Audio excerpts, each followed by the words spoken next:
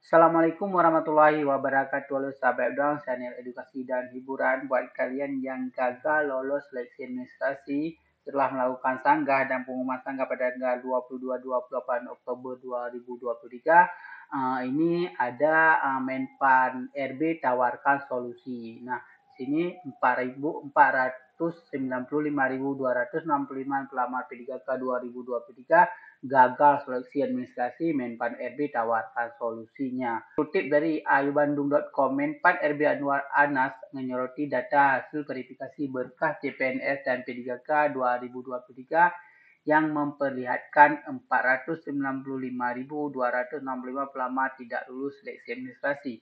Adapun menurut laporan dari Badan Kepegawaian Negara (BKN), beberapa penyebab dari pelamar P3K yang tidak lolos seleksi awal ini adalah surat pengalaman kerja kurang sesuai dengan jabatan dilamar. Kemudian sebab lain dari tidak lolosnya pelamar P3K tersebut yakni surat keterangan kerja menerangkan masa kerja serta kualifikasi pendidikan yang tidak sesuai dengan persyaratan jabatan yang diambil. Kemudian dengan adanya hal tersebut, Menteri Pemberdayaan Aparatur Negara dan Reformasi Birokrasi turut memberikan solusi atas permasalahan tersebut. Sebagaimana yang kita ketahui, pendaftaran ASN 2023 diprioritaskan 80% dari pelamar tenaga honorer untuk mengisi formasi P3K 2023, sedangkan 20% sisanya untuk CPNS. Dari jumlah total 572.496 kota formasi yang disediakan oleh Menpan RB, maka dengan kata lain, kota untuk pendaftaran P3K 2023 lebih banyak untuk tahun ini. Selanjutnya, berdasarkan hasil pendataan BKN, jumlah para tenaga honorer yang telah masuk database mencakup dari 2,3 juta jiwa di seluruh Indonesia. Tentunya angka tersebut tidak sebanding dengan jumlah kota formasi CPNS dan P3K 2023 yang dibuka tahun ini. Oleh karena itu, para tenaga honorer yang masuk dalam data tersebut sedang berharap untuk memiliki peluang besar diangkat menjadi pegawai ASN. Tak hanya itu, para tenaga honorer yang sudah berusaha namun tidak lolos administrasi P3K 2023 juga mengharapkan adanya solusi dari Menpan RB Anwar Anas. Adapun hasil tersebut belum final. Dari tahapan seleksi berkas pendaftaran 2023, P3K 2023 akan tetapi para pelamar tetap merasa khawatir.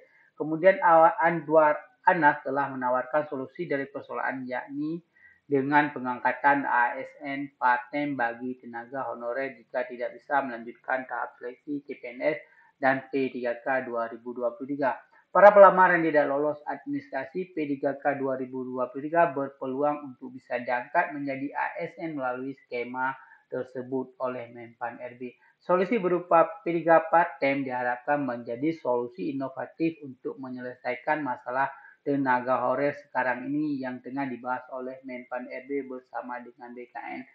Demikian solusi dari Menpan RB Anwar Anas untuk sekitar 495.265 pelamar P3K 2023 tidak lolos administrasi seperti dikutip dari ayubandung.com tanggal 19 Oktober 2023. Nah, apa sih ASN P3K part-time tersebut? Kita akan coba lihat, kita akan bahas apa itu P3K part-time. Jadi menurut detik.com, P3K baru-baru ini muncul kabar informasi baru aparatur sipil negara ASN berbentuk pegawai pemerintah dengan perjanjian kerja atau P3K paruh waktu atau part-time. Opsi ini muncul dari rancangan Undang-Undang RUU tentang perubahan atas Undang-Undang Nomor 5 Tahun 2014 tentang ASN.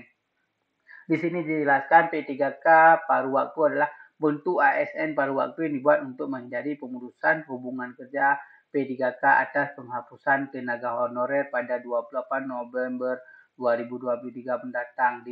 Gajinya diperkirakan lebih kecil dari saat bertugas sebagai tenaga honorer yang notabene penuh waktu tetapi mendapat dana pensiun.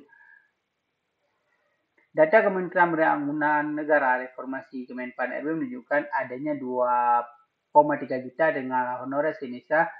Sebelumnya disampaikan bahwa tenaga honorer akan diangkat sebagai PNS, P3K penuh waktu dan P3K paruh waktu.